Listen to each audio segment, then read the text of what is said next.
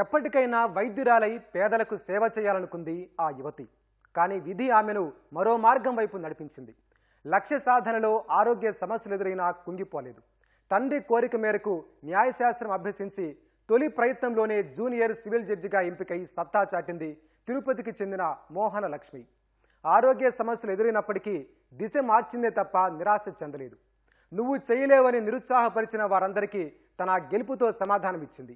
మోహన లక్ష్మి విజయాల్ని, ఈ ప్రయాణంలో ఆమె ఎదుర్కొన్న సవాళ్లను ఆమె మాటల్లోనే విందాం.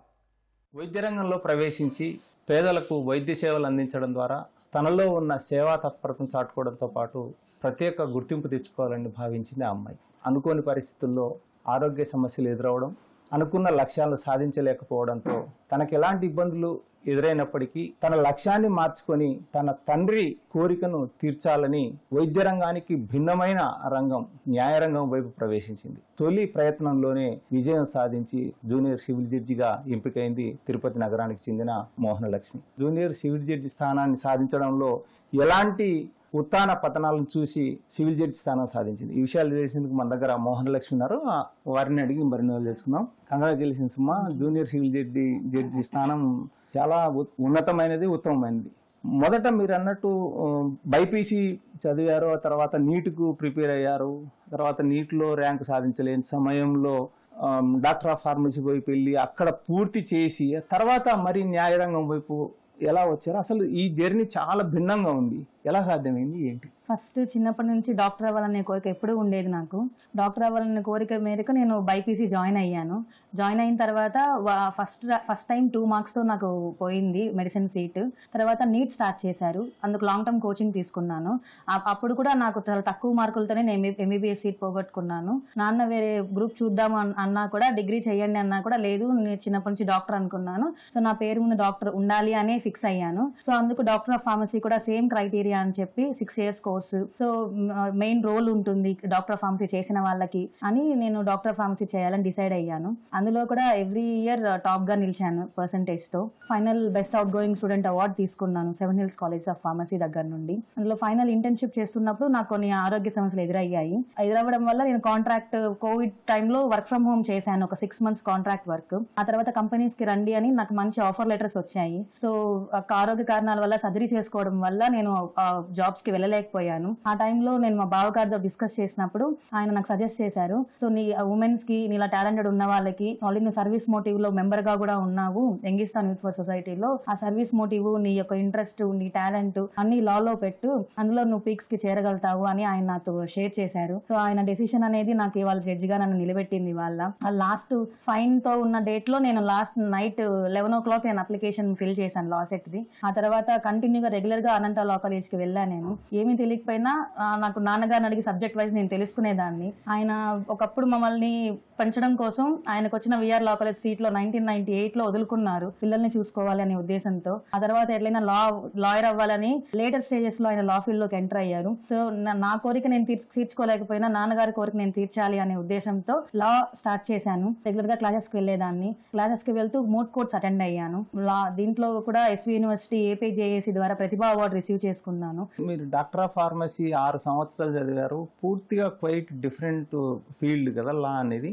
సో ఈ యాక్ట్స్ కావచ్చు, చట్టాలు, లేకపోతే ఇవన్నీ చదివేటప్పుడు ఎందుకు, ఏమి ఇబ్బంది, ఇది ఇంత సమస్యలు ఎందుకు, నేను మళ్ళీ తిరిగి డాక్టర్ ఆఫ్ ఫార్మసీ సైడ్ వెళ్తే బాగుంటుందేమో, ఆల్రెడీ అప్పటికే మీరు 1,10,000 నెలకు జీతం, అంటే 12 లక్షల రూపాయల పైన ప్యాకేజీ ఉండేదాన్ని వదులుకొని వచ్చారు కదా. అట్లాంటి సమయాలు ఎప్పుడు ఎదురుగాలేదా మీరు లా చేసే సమయంలో? అందరూ ఏం డిగ్రీ చేసావన్నప్పుడు నేను డాక్టర్ ఆఫ్ ఫార్మసీ చేశాను అని చెప్పేదాన్ని. 6 years నీ జీవితంలో వెనకబడ్డావు, నీకు అనిపించట్లేదా అన్నారు. ఏదైనా సరే మన మైండ్ సెట్ లో ఫిక్స్ చేసుకోవాలి. ఒక ఛాన్స్ మనం ఒక దాంట్లో పోగొట్టుకున్నాము అంటే ఇంకొక దాంట్లో ఎంటర్ అయినప్పుడు ఎలాగైనా ఇందులో పీక్స్ కి వెళ్ళాలి అని నా మైండ్ నేను సర్ది చెప్పుకునేదాన్ని. కొన్ని సందర్భాల్లో ఫీల్ అయిన సిచ్యువేషన్స్ ఉన్నాయి, కానీ నాన్న పడ్డ కష్టం ముందు ఇవన్నీ నాకు చాలా తక్కువ అనిపించేది. అప్పుడు ఫస్ట్ అటెంప్ట్ లో రావడం అనేది చాలా కష్టం కదా.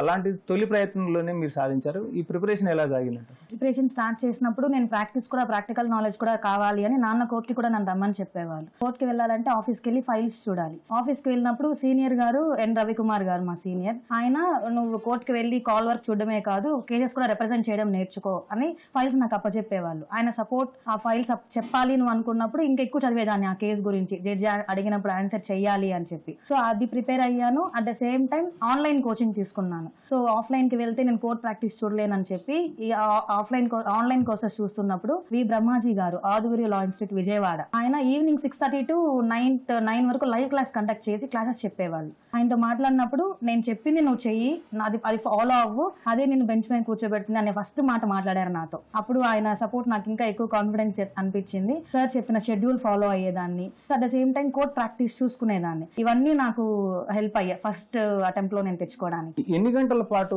శ్రమించారు మీరు దీనికోసం?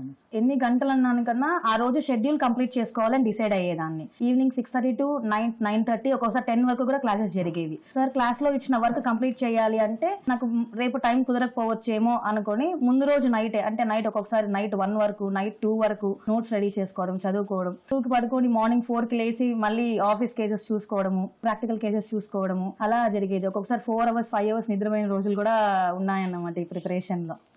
ఈ ప్రిపరేషన్ సమయంలో తక్కువ రెస్ట్ ఉంటే కొంచెం ఆరోగ్యపరమైన సమస్యలు వచ్చి ఇట్లాంటివి ఉంటాయి కదా, వీటిని ఏమైనా ఎదుర్కొన్నారా మీరు? వాటిని ఎలా ఓవర్కమ్ అయ్యారు? ప్రిలిమ్స్ క్వాలిఫై అని తెలిసిన తర్వాత October 11-12 నాకు మెయిన్స్ ఎగ్జామినేషన్ ఉన్నాయి. ఈ హెల్త్ డిస్టర్బెన్సెస్ అనేటివి నేను ఫేస్ చేశాను అనమాట. సో ఎక్కువ లాంగ్ అవర్స్ కూర్చోవడం వల్ల, ఎక్కువ మొబిలిటీ లేనందువల్ల ఆ రోజు నైట్ సివియర్ స్టమక్ పెయిన్ అనేది వచ్చింది. డాక్టర్ గాల్ బ్లాడర్ స్టోన్స్ ఉన్నాయి, ఇమీడియట్ సర్జరీ చేసుకోవాల్సింది, అవి బర్స్ట్ అయితే మళ్ళీ లైఫ్ థ్రెటనింగ్ అని చెప్పారు. సో ఇప్పుడు సర్జరీ చేసుకుంటే వితిన్ 10 days లో నేను రికవర్ అవ్వలేకపోవచ్చు, ఎగ్జామ్ రాయాలి, ఇది నా మెయిన్ గోల్ కదా. అంటే ఫుడ్ తీసుకుంటే ఇంకా ఎక్కువ పెయిన్ వస్తుంది. అప్పుడు ఫుడ్ తీసుకుంటేనే పెయిన్ కదా, అప్పుడే సర్జరీ కావాల్సి వస్తుంది. నేను ఈ 10 days ఫుడ్ కంట్రోల్ చేస్తానని చెప్పి మార్నింగ్ ఒక ఇడ్లీ, ఆఫ్టర్నూన్ జ్యూస్, నైట్ మజ్జిగన్నం అవి తీసుకొని 15 days నేను ఉన్నాను, సర్జరీ అవసరం లేకుండా ఉంటుంది అని. ఆ 15 days అయిపోయిన తర్వాత మెయిన్స్ ఎగ్జామినేషన్ వరకు 15 days అలాగే ఫుడ్ తో ఉన్నాను. ఎగ్జామ్ కంప్లీట్ చేసుకున్న తర్వాత నేను ట్రీట్మెంట్ స్టార్ట్ చేసుకున్నా దానికి. అంటే మీరు ఈ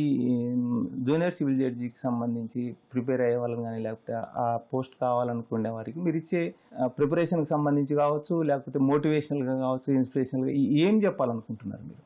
ఏ ఆస్పిరెంట్ అయినా, ఏదర్ జేసీజే కానీ ఇంకెనీ సివిల్ సర్వీసెస్ కానీ, ఏ ఆస్పిరెంట్ అయినా ఫస్ట్ నోటిఫికేషన్ రిలీజ్ అయినప్పుడు ఆ నోటిఫికేషన్లో ప్రతి పాయింట్ మనకు అవగాహన ఉండాలి.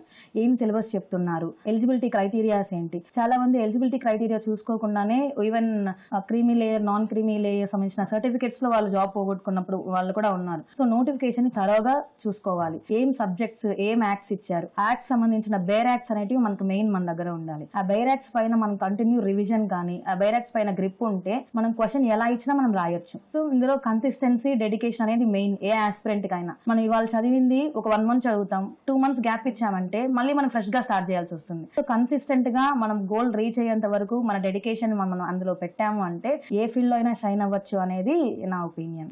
సో నాన్న కోరిక తీర్చానన్న ఇది మీలో ఉంది కదా, ఇప్పుడు రిలాక్స్ అయిపోతారా, లేకపోతే మీ ఫ్యూచర్ ప్లాన్లు ఏంటి? ఇందులో కూడా జూనియర్ సివిల్ జడ్జ్ అనేది జ్యుడిషియరీలో starting. So at the end is supreme court or the high court. So ఇందులో కూడా నేను స్టెప్ వైజ్ నా ఏజ్ క్రైటీరియా తగ్గట్టుగా నేను ఇంకా పీక్స్ కి వెళ్ళాలి అనే దానికోసం కష్టపడతాను. అట్ ద సేమ్ టైం నా పైన ఉన్న రెస్పాన్సిబిలిటీస్ నేను ఫుల్ఫిల్ చేసుకుంటూ ముందుకు వెళ్ళాలని నేను ఆలోచిస్తున్నాను. మీరు ఎలాంటి సర్వీసెస్ ఇవ్వాలనుకుంటున్నారు? మీ లక్ష్యాలు ఏంటి? జూనియర్ సివిల్ జడ్జ్ గా ఉన్నా, ఏదర్ ఏ జడ్జి గా ఉన్నా కూడా ఒకే వాళ్ళ మెయిన్ గోల్ ఏంటంటే ఇంపార్షియల్ జడ్జిమెంట్స్ అనేటివి ఉండాలి. సో ఖచ్చితంగా based on merits, based on ఫ్యాక్ట్సే మన డెసిషన్ అనేది ఉండాలి. మన సుపీరియర్ ఫోర్స్ అనేది మన పైన ఎప్పుడు యాక్ట్ చేయకూడదు. సో అలాంటి రోల్లో మనం ఉన్నాం కాబట్టి we should not influence. So impartial judgement అనేది ఎప్పుడు ఇవ్వాలి అని నేను డిసైడ్ అవుతున్నాను. సో ఇప్పుడు ఏమనిపిస్తుంది, ఈ కష్టాలు వీటిని దాటిన తర్వాత, మీరు ఈ స్థానానికి చేరుకున్న తర్వాత మీకు ఏమనిపిస్తుంది, ఎలా ఉందంటారు? ప్రతి స్టేజ్ లో ఒక్కొక్కటి ఫేస్ చేసుకుంటూ వచ్చాను. మనిషి అనే వాళ్ళు వాళ్ళ మైండ్ సెట్ ని ఫిక్స్ చేసుకోవాలి. ఇది మనుషులకే కష్టాలు వస్తాయి, నాన్న అదే అంటారు, మనం మనుషులం, మనకే కష్టాలు వస్తాయి, మనమే దాటిపోవాలి వాటిని. ఇక్కడ ఆగిపోకూడదు. ఇక్కడ ఆగిపోయామంటే గతంలోనే ఉండిపోయినట్లు. దీని నుంచి ముందుకు వెళ్ళిపోయామంటే నీ గతం గతహ అనేది నీకు గుర్తుకొస్తుంది. సో ఏ స్టేజ్ లో ఉన్నా సరే మనం డిసైడ్ అయ్యి, ఎంతమంది మనకి ఏం చెప్పినా సరే మన మైండ్ సెట్ మనం ఫిక్స్ చేసుకొని మనం సెట్ చేసుకున్న గోల్ పైన మనం కష్టపడ్డాము అంటే ఎంత కష్టమైనా సరే అట్ ద ఎండ్ అది పోయిందిలే అనే అనిపిస్తుంది. సో ఇది ఏదైనా అనుకున్న లక్ష్యాన్ని సాధించే క్రమంలో ఎన్నో కష్టాలు, నష్టాలు, ఒడిదుడుకులు ఉంటాయి. అక్కడ ఆగిపోతే గతంలోనే నిలబడిపోతాము అన్న నాన్న పలుకులు స్ఫూర్తిగా తీసుకుంది. అదేవిధంగా పూర్తి భిన్నమైన వైద్య రంగం నుంచి న్యాయరంగంలోకి వచ్చి ఉన్నత స్థానానికి చేరుకుంది మోహనలక్ష్మి. కెమెరామెన్ భాస్కర్తో వి నారాయణప్ప, ఈటీవీ న్యూస్, తిరుపతి.